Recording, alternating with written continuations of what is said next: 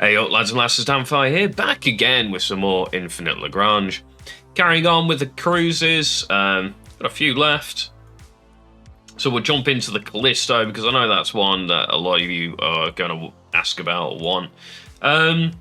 So the Callisto's damage nerf from the changes to the weapon tech affected it quite a bit, especially the anti-ship type. However, it's still right up there with the highest damage dealers around. So, with that being said, we'll jump into the A-type to start you off. And yeah, so first off, almost all cruisers I do this for, double HP straight off the bat, and that's just due to the fact that you genuinely don't have too many cruisers, and you either run like hybrid, where you run very few cruisers, or you run Immortal, where you run a few more cruisers. Swarm doesn't really run cruisers at all, sometimes you see Jaeger and Predator. So, you know, a lot of things where it's like, prioritize cruiser, they're going to be shooting at, you know, either your 8 Callisto that you have out, and that's the only 8 cruisers you have out, or your 8 IO, whatever. So you do get targeted quite often, just due to the fact that the enemy fleets will have something that might be anti-cruiser or something of that nature. Obviously, running a bit heavier fleets, like Super Heavy Fleet, where you're running multiple cruisers, not so much of an issue there, but it's still just a nice peace of mind just to try and keep them on the board for as long as possible. So I always tend to go armor system first on these, picking up the double HP. And then you move over into its main weapon system. So the base type comes with a cluster torpedo system, which has 350 damage per hit. As you can see, we attack 4 times per round with a split of 8. You'll see it, you can see it in game. It's quite cool to watch clusters going off, because they'll like split off right near the enemy, and then all these missiles go in and hit. It's quite nice to look at. 32-second cooldown. It's a long cooldown on these, but it's worth it for the damage output. You can see here at a base of 13,600, even the base variant of Callisto is a pretty good damage dealer. We have inbuilt crit, anti-aircraft light ammo, switch to lightweight ammo to trade for mobility when striking an aircraft, reducing the damage per hit by an additional 335. This is supposed to increase your hit rate, but as far as I'm aware, it hasn't seemed to be working, which is a little bit awkward. I need to talk to the devs about this one, because it says specifically to trade, you know, for mobility. So you go, well, surely that gives us, you know, better, you know, ability to hit the aircraft. It can't hit aircraft to save its life with these torps. But I guess that's kind of fair at the same time. We have got the heavy ammo, and we will absolutely be picking that up. The exact same reason why we pick it up on the assault version of the light cone. The heavy ammo giving you that 60% extra damage and 30% duration is incredible against cruisers. It really does just increase like its damage exponentially compared to, well, pretty much everything else. It's one of the better strategies in the game. It is a bit unfortunate it's only versus cruisers, but you know, if this was versus the sort of cruisers and above, it'd probably be better. I personally would have liked to see that one instead, like cruisers, battle cruisers, or just cruisers, battle cruisers, maybe not carriers, just to give it a little bit more sort of target options there. But you know, can't have everything, I guess. First up, you do want to pick up the double hit rate against cruisers and higher class ships here. It's due to the fact that this thing has a pretty severe ability to like actually target enemies. I don't know whether it's because of the torps or what, but they do seem to miss a bit even against enemy cruisers. So picking up the double hit rate will actually help it out and actually get you damage on point there. There are 2 builds with this though, so I will talk about another one a little bit later on. You only get 1 cooldown here, so I highly recommend picking it up. You have got 7 slots to play with, so you have got, you know, a bit of room for some extra stuff. So picking up the cooldown and then the double damage Because, you know, when you're hitting 350 damage and you can boost that up by another 70 from, you know, 20% extra, it's definitely worth trying to pick these up. So, you know, absolutely, definitely worth it. And then going into heavy ammo, and that's for 6 of your 7 possible modules. Now, I said there are 2 different versions to build this. That is the most easy one that I found to use, and I think it works the best. The other one, and then with the 7th module, picking up one of the intercepts, because intercepts becoming very prevalent within the core meta at the moment. We're seeing a lot of light cone AA coming out, even if it's just like 2-3 of them, just to nuke down missiles. And as I mentioned, they really, like, Callisto really struggles when it comes up against any light cones. I've seen 70% of their missiles being shot down by light cone. So yeah, definitely pick up the intercept chance here now. This is really, really good now, and I just think it's a requirement, because you never know really what your enemy's going to run, and there's a good chance they might have light cone AA nowadays. Pretty much a mortal fleet has at least 2 of them. Hybrid fleet, I run 2 of them, and that video was, you know, public, and people have, you know, played with that fleet design and stuff, but a lot of them have kept light cone. A lot of the big Chinese alliances, they all run light cone AA as well. Because apparently I found out one of the Chinese YouTubers, he's obviously not YouTube, I can't remember what it's called. Is it called Bila or something like that? They run light cones on theirs, and so it's become quite a meta for them as well. So obviously with the Chinese servers, you know, Chinese groups coming in and onto our servers as well now, we're seeing a lot more AA, and I've fought some of the big Chinese groups. They know what they're doing. They got some really nice fleet designs, and like I said, they are running light cone AA. So you do want to pick up the intercept, almost to an extent where I'd consider dropping probably one of the damages. You could argue the cooldown for the extra intercept chance as well, because this is 30%, so you're going to get a nice 60% there, which is actually really going to help out quite a bit with the intercept. If you don't see too many light cones, feel free to pick up the extra damage or the extra cooldown that you're dropping for it. So yeah, really good ship. The other way of building this is dropping the cooldown and dropping one of the damages. You pick up the one of the intercepts still, and then you run into the double crit damage. And I've had it flat out deal more damage than the previous version I've discussed, where you go double damage and with the intercept and stuff like that. At the same time, though, I've also had it do less damage. It's a little bit finicky. Again, as you can see, we got nothing here giving us increased crit chance. So we are working off the fact that, you know, you have a 15% to get an extra 170%. So that 15% chance, it's not great. So I wouldn't personally recommend the crit damage build. I personally recommend going for the more, you know, sustained, just flat damage build. But do give it a go. Sometimes it'll surprise you, and you will get, and it's not a little bit extra damage, it's quite a bit extra damage when it does, you know, all of a sudden, instead of 15, you know, out of 100 missiles going crit, you get a bit more because probability and RNGesus has just blessed you that way.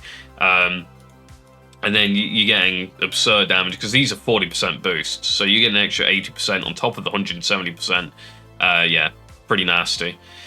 Heavy ammo is the upgrade here. I believe it increases the attack duration, or reduces the attack duration, so you fire more frequently, which is quite good. So, not bad. Oh, wait, no, I'm wrong. It doesn't. It does the damage, doesn't it?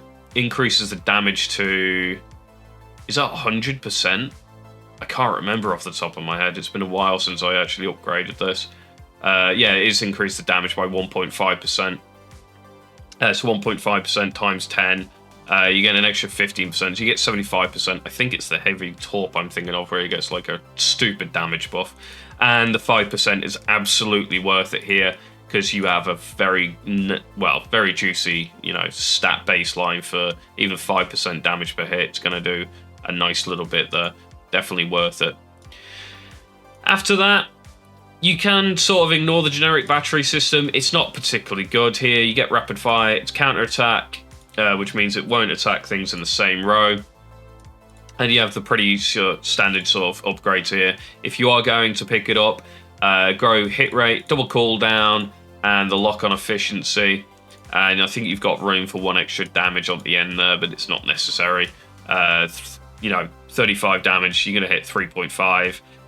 It's not going to do all that much here. Propulsion system, same as every other ship for me. Double warp speed, cruise speed, but you can go double cruise, warp, depending on how you like fighting. Over to the king of the damage dealers still, the B-type anti-ship. This thing, it got hit hard with the nerf, losing 30% of its damage, but it's still way up there with its damage potential. It hits really hard. You can see that I use this one a little bit more. I actually haven't unlocked the key targets. I thought I had. It must have been the test server where I managed to unlock this and play around with it, which makes it possible to adjust key targets. Key targets is this, and you can see that when the enemy fleet includes battlecruisers, it prioritizes the attacks on them and increases damage by 25, and you get plus 1.5% there. This is 25%, sorry, plus 1.5%. So you're going up to another 15%, so in total a 40% damage increase against battle cruisers on a ship that has a flat hit of 1,680 damage per hit. It is absurd, the damage increase on this over the base. Again, it's not going to hit things like frigates destroyers particularly well, but it will absolutely shred cruisers, and this is the reason why light cone has become prevalent within the game, because it's the only real answer we have to Callisto heavy torp. And yeah, this thing, it just hits so damn hard.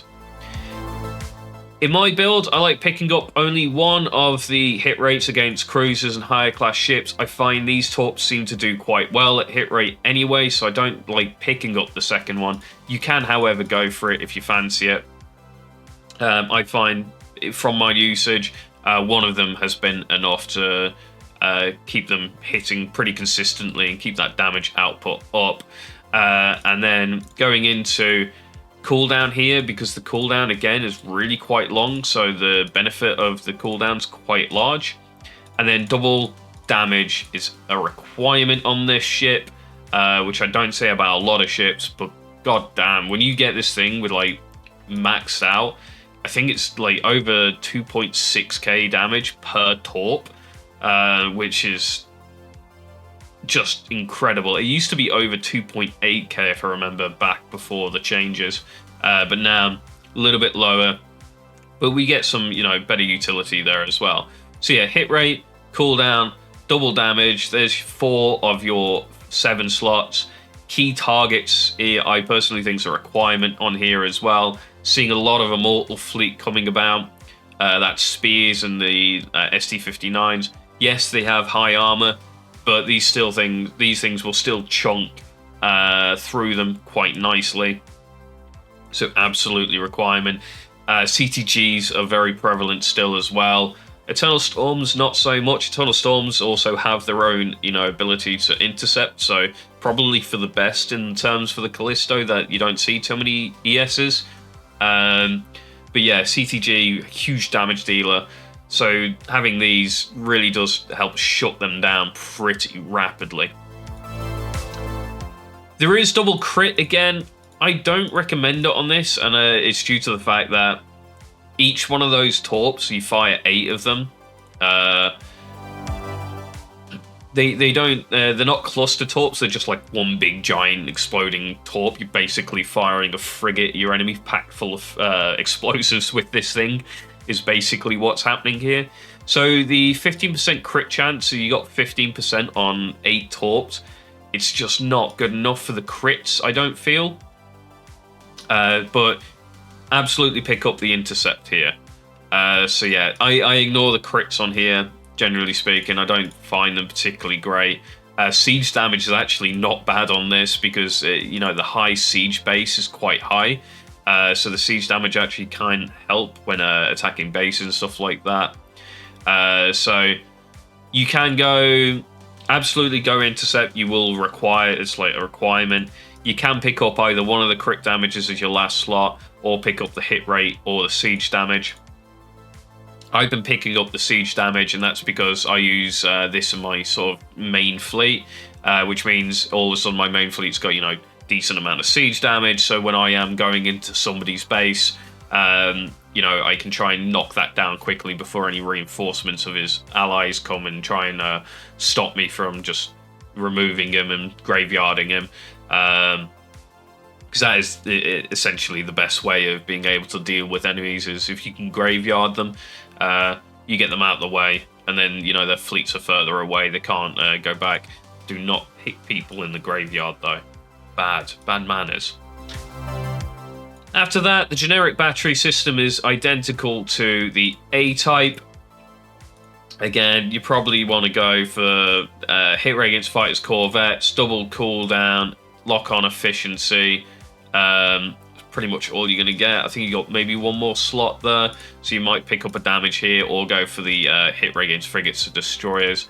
Again, you got basically no damage per hit here, so it doesn't really matter what you do too much with that. Again, on the engines, going for double warp speed. Cruising speed is my standard, but double cruising speed, warp speed is definitely viable as well.